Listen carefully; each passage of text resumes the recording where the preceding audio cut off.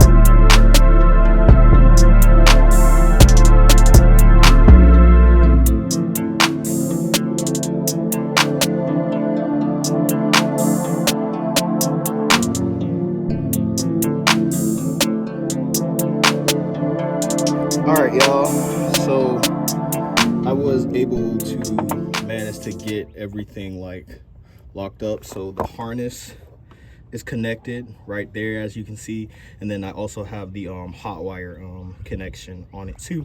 So now the hard part is going to be getting these in place to where I can put that bolt in right there. And then after that, everything is pretty much simple. But yeah, it's just gonna be maneuvering around this big behind hose that's in the way and just getting it into a better position. I'm probably gonna put some lubricant over it so it can slide over easier. Maybe that'll help me. All right, y'all, so amazingly enough, mute this music. Amazingly enough, I got the bottom bolt in first, which I thought that would be the hardest because it's the furthest, and then you gotta get the grooves into the other side. But it went straight through, which is crazy. It's just not tightened down. But of course, the hard part right now is gonna be having this hose in the way of this one right here, because like the hose is in the way, and then all these plastic parts up here, they're scratching my arms as I'm like trying to get that hose in, and like it's making me real uncomfortable. It hurts. I'm probably gonna get like a towel or something and put it over it, see if that'll help like me feel more comfortable, and I'll be able to get that ball in. But as soon as I can get that in, all I gotta do is put back on the tensioner, which goes right there, right by the alternator, and then I just loop the belt back around, and then I put this on and we're good. So we almost there. All right, y'all, so this joker took forever. I am so tired, but I got it in. I'm not even gonna worry about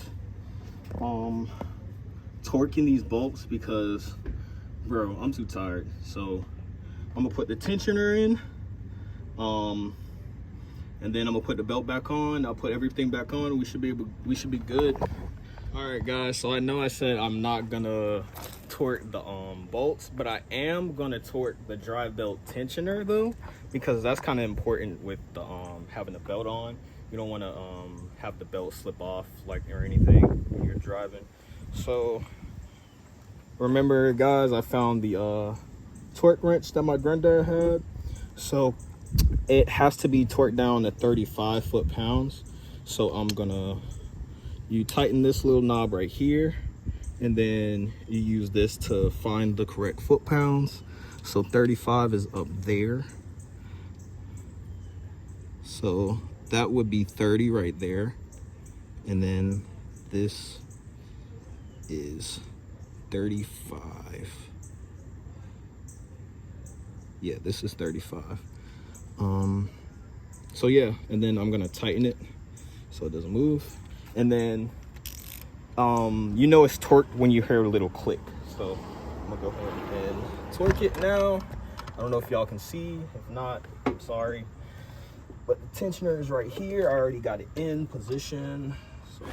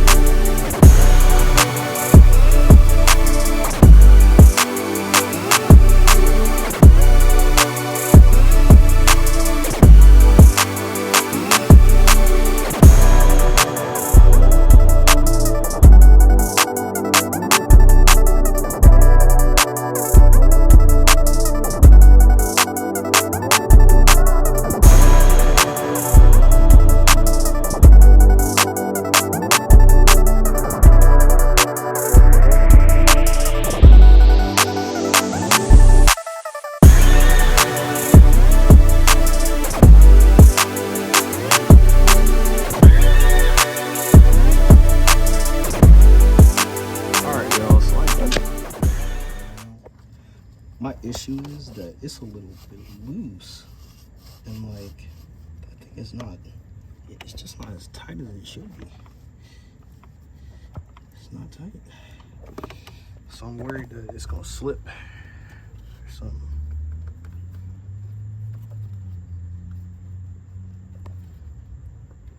I'm worried it's gonna slip. I don't want this joker to slip on me while I'm driving.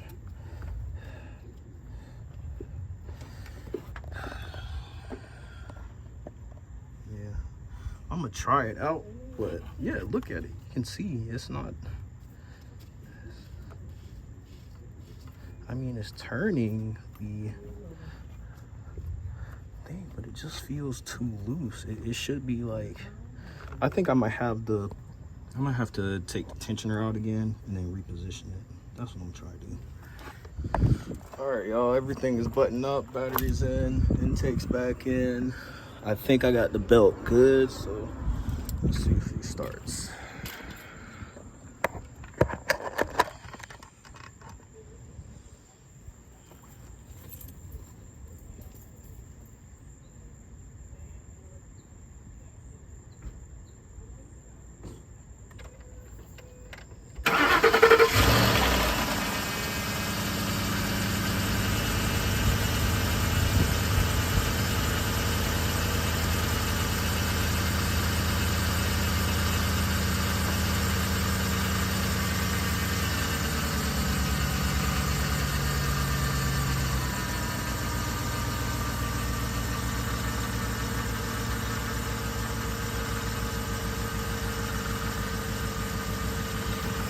Oh. All right, y'all, excuse my language, but y'all can see the belt. It looks like it's kind of wobbling. I don't think it's tight enough. Which means I'll just basically have to keep repositioning it if it slips off. Which isn't a terrible thing, but I might need to replace the belt. Yeah, I just might need to replace the belt. But the alternator seems to be, oh, I'm sorry, y'all can't even see. There it is. The alternator seems to be in good condition. Battery is good. Yeah, so FlagShip is back up. Call it the FlagShip because, you know, it's the FlagShip. The FlagShip is back up. The AC is not working in here, so I gotta probably change that next week. I don't got the money for it right now, but yeah, let me see if I can give it a rev or two. Get these tools out the way.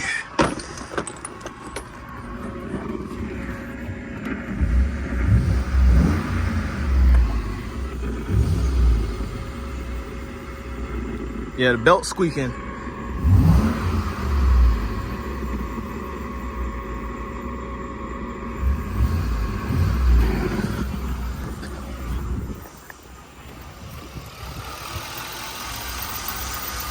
Yeah, belt squeaking.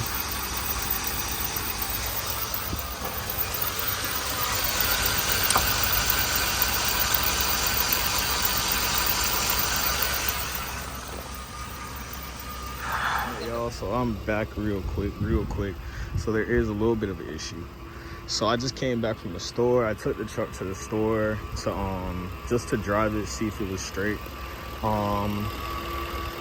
So the truck did cut out on me twice.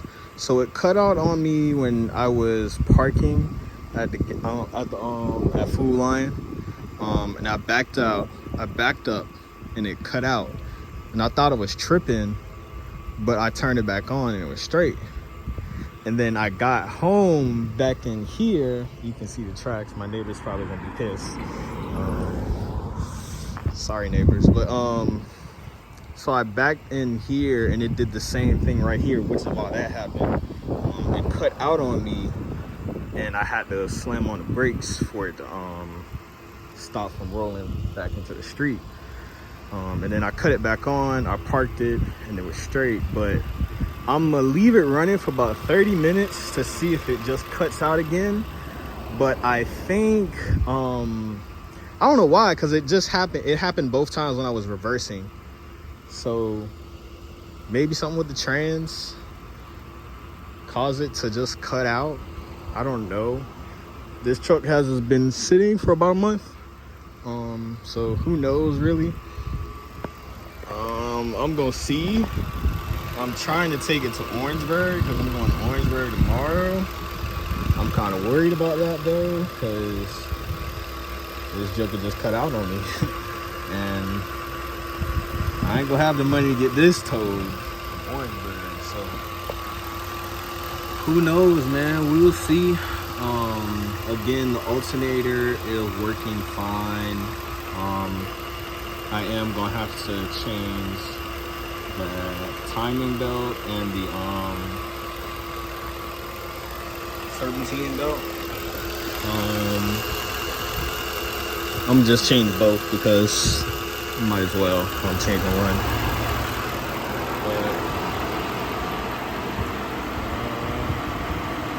Yeah, so far we're straight. So about the FlagShip, that's what I'm calling it. I have a story behind why I call it the FlagShip, but I'll give that story later because it's all sentimental and sappy, and I ain't trying to do that in this video. But so the I'll just show y'all.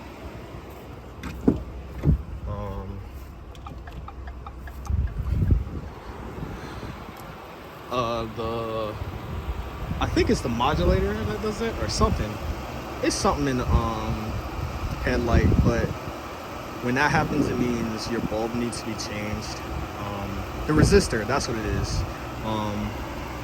When the resistor is like acting crazy like that, that means your bulb needs to be changed. Because I think in this one, on the other one, so it's not supposed to blink that fast basically. So if you see it, like you look at it on the other one, you see how it's blinking slow. See this one is blinking slow. That's how it's supposed to blink. It's not supposed to blink all fast like that. So the resistor and the headlight probably needs to be changed. Let me see what it does with both. See? So that's how it is with the hazard lights on. That's how it's supposed to blink. But again, with just the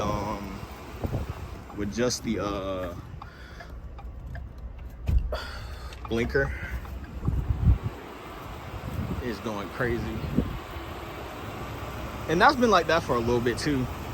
We ain't changed that in a while, but I am gonna change the headlights in this to make it look better, because I wanna.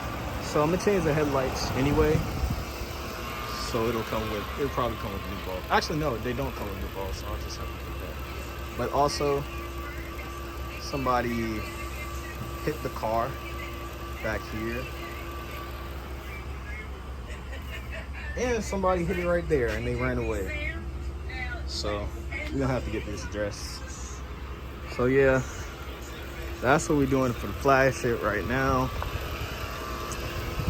Now, what y'all think? Y'all think we should put a lift on this too? What y'all think? A lift, aftermarket exhaust. My granddad already has some underglow under it, but it's not like underglow that I would want on it. It only stays lit up when the door is open, and then when the door closes, it goes away. I don't know why he has it wired like that. He has it wired through like the ambience light on the inside of the truck, because you know when the door opens, obviously the lights come on, and then when they close, obviously the light turns off. So he has it wired into that system, I think. I don't know why it's wired into that system. And then I don't know where the connection is either, so I don't want to I might as well, if I don't know where the connection is, how he had it wired, I might as well just put some new ones in, rewire it myself, how I want to, and have like a auxiliary button or something to go through this cluster. And then speaking of this cluster, obviously this truck was made in let me turn it off because that's really annoying. obviously this truck was made in, this was a 2013, it was made in 2013, and then this is like the basic radio. I forget exactly what it's called, but this is obviously the basic radio. Why is the thing on? So yeah, I'm gonna switch that out. It's not hard, and they have like aftermarket radios to where it's like you can get like an Apple CarPlay radio, and it just basically snaps into the same place that this does, because it's only a few screws that's under there that you need to take out to take this whole cluster off, and then you can swap over all like the climate control stuff. You can swap all that over onto the new clusters I've seen. So we'll see about getting that done in the future. I am taking a break from the I'm not taking a break from it. It's just I gotta wait for parts to come, and I gotta wait for money to get the parts. So yeah, that's all. That's the end of this video. This video was longer than I expected it to be. It is what it is. I'm gonna leave the car running for about 15 more minutes just to see if it cuts off on me again. Hopefully it won't. I think it's just the reverse that's doing that. I don't know why it would be just the reverse that's making it do that. I'll probably take it to the dude to get it looked at. But yeah, that's it. Like, make the top side tough? No. Yeah.